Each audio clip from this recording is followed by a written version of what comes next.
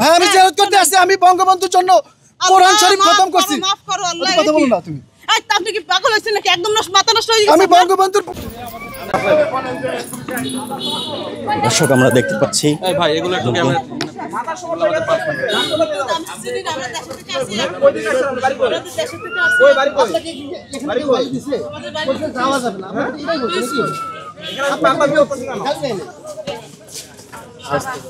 একটু বঙ্গবন্ধু বাড়ি দেখতে আসছি আজকে 15 আগস্ট দেখা যাবে না। তার কবরটা জিয়ারত করা যাবে না। মাথা জিয়ারত করা যাবে না। মাথা সমস্যা আছে। আমরা কোরআন শরীফ খতম দিছি তার জন্য। এই বঙ্গবন্ধু যে দেশের জন্য সবকিছু করছে, আজ তার বাড়ি জিয়ারত করতে দেবেন না আপনারা। আপনারা আপনারা তার বাড়ি জিয়ারত করতে দেবেন না। চলেন, এই দেশের জন্য সবকিছু করলো, স্যারকে ফোন দেন একটা। এই দেশের জন্য যে সবকিছু আরে করলো, আমার মাথা তার নষ্ট হয়ে কবরটা গেছে। জিয়ারত করা যাবে না আজকে। আমি তার জন্য কোরআন শরীফ খতম করছি। আপনি কি জিয়ারত করতে আসছেন? হ্যাঁ আমি জিয়ারত করতে আসছি। আমি বঙ্গবন্ধুর জন্য কোরআন শরীফ খতম করছি। মাফ করো আল্লাহ। কথা বলো না তুমি। এই আপনি কি পাগল হইছেন নাকি? একদম মাথা নষ্ট হয়ে গেছে। আমি বঙ্গবন্ধুর কবরটা জিয়ারত করা যাবে না আজকে। আপনারা যে এই দেশের জন্য সবকিছু করছে। বান্ডেল থাকলে প্রতি সেনমানিতে টাকা বাঁচবে। বিকাশ সেনমানি বান্ডিল কিনে জিতুন প্রতি লেনদেনে। যে এই দেশের জন্য জীবন দিয়েছে, তার কবরটা যদি জিয়ারত না করা যায়, কে পারবে? এই 15 আগস্ট তার কবরটা জিয়ারত করা যাবে না। আপনার নাম কি? আল্লাহর কাছে বিচার দেব, আল্লাহর কাছে। আমার নাম মাওলানা ওলিউল্লাহ। আমি আসছি বরিশাল পিরোজপুর থেকে। এখানে কি জিয়ারতের উদ্দেশ্যে? আমি জিয়ারতের উদ্দেশ্যে আসছি। আমার পরিবার সহ আমরা বঙ্গবন্ধু কোনটি পাড়ায়? তার বাড়িতে আজকে এইভাবে নির্মমভাবে 15 আগস্টে তাকে শহীদ করা হয়েছে। আমি আসছি তার জন্য কোরআন শরীফ খতম করছি। দুইটা খতম দিছি আমি, দুইটা খতম দিছি তার জন্য জিয়ারত করবো তার বাড়িতে। আমি তার নির্মমভাবে যারা 15 আগস্ট তার সব পরিবারকে শহীদ করছে, এই দেশের জন্য ব্রিটিশরা তার এই ব্রিটিশদের বিরুদ্ধে আন্দোলন করছে। এই ব্রিটিশরা আবার এই দেশটা দখল করছে। এই ব্রিটিশ বিনিয়া শক্তি।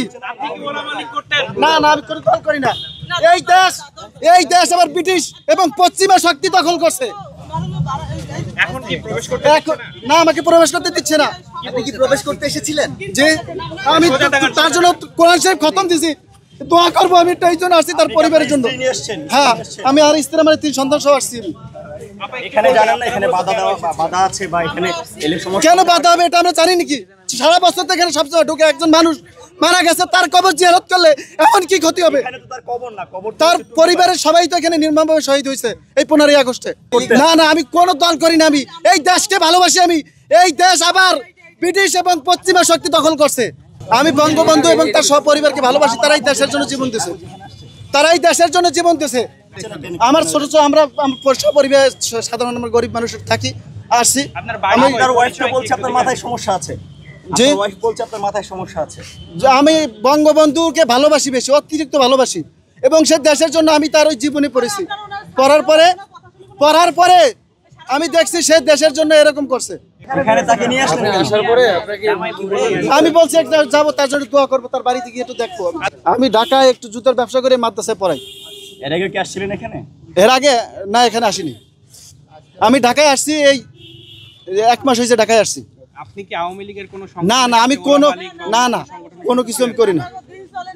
আমি বঙ্গবন্ধুকে এবং তার সহপরিবারকে এই 5 আগস্টে যে তার নির্মমভাবে হত্যা করছে, এই দেশের জন্য যে সবকিছু দিল, আজকে তার কবরটা জিয়ারত করা কেন নিষেধ হবে?